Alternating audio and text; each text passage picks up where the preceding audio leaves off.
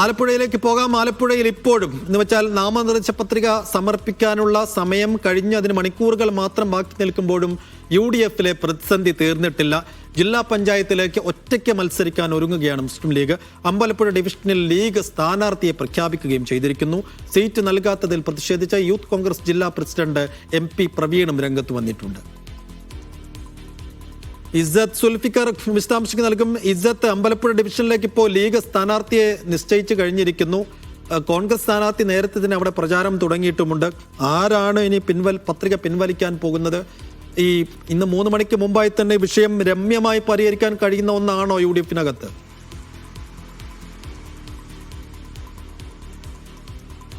സൈഫുദ്ദീൻ, ആലപ്പുഴയിലേക്ക് നോക്കുമ്പോൾ ആലപ്പുഴയിൽ ആദ്യം മുതലേ ഈ അമ്പലപ്പുഴ ഡിവിഷൻ വളരെ പ്രതിസന്ധി നിറഞ്ഞ ഒരു ഘട്ടമായിരുന്നു. പ്രധാനമായിട്ടും ഈ സീറ്റിന് അവകാശവാദം ഉന്നയിച്ചുകൊണ്ട് കോൺഗ്രസിൽ തന്നെ ഭിന്ന അഭിപ്രായങ്ങൾ ഉണ്ടായിരുന്നു. അതായത് ആദ്യമേ ഈ സീറ്റിന് MP പ്രവീൺ അടക്കമുള്ള നേതാക്കൾ ഇതിന് അവകാശവാദം ഉന്നയിച്ചെങ്കിലും കണ്ണന് ഇപ്പോൾ ഈ സീറ്റ് നൽകിയിരിക്കുകയാണ്. മാത്രമല്ല, ലീഗിന് ഈ സീറ്റിൽ ആദ്യമേ ഒരു നോട്ടമുണ്ടായിരുന്നതുകൊണ്ടും ലീഗ് ഈ സീറ്റിന് അവകാശവാദങ്ങൾ ഉന്നയിച്ചിരുന്നു. എന്നാൽ ഇപ്പോൾ പൂർണ്ണമായും ലീഗിനെ ഇവിടെ നിന്ന് തള്ളിയിരിക്കുകയാണ്. അതുകൊണ്ട് തന്നെ ലീഗ് ഇവിടെ ഒറ്റകക്ഷിയായിട്ട് മത്സരിക്കാനാണ് ഇപ്പോൾ തീരുമാനമെടുത്തിരിക്കുന്നത്. MSF ജില്ലാ സെക്രട്ടറി അൽത്താഫ് സുബൈറാണ് ഇവിടെ ഇപ്പോൾ മത്സരിക്കുന്നത്. മാത്രമല്ല, ഇന്ന് നാമനിർദ്ദേശ പത്രിക സമർപ്പിക്കേണ്ട അവസാന ദിവസവും ഇവിടെ ഒരു അതൃപ്തി നിലനിൽക്കുന്നത് കൊണ്ട് തന്നെ ഇത് രമ്യമായി പരിഹരിക്കാൻ കോൺഗ്രസ് നേതൃത്വത്തിനാവണം. അല്ലാത്ത പക്ഷം ഇവിടെ മത്സര രംഗം വളരെ അധികം പ്രതിസന്ധി നിറയുമെന്നുമാണ് നമുക്ക് മനസ്സിലാക്കാൻ സാധിക്കുന്നത്. സൈഫുദ്ദീൻ.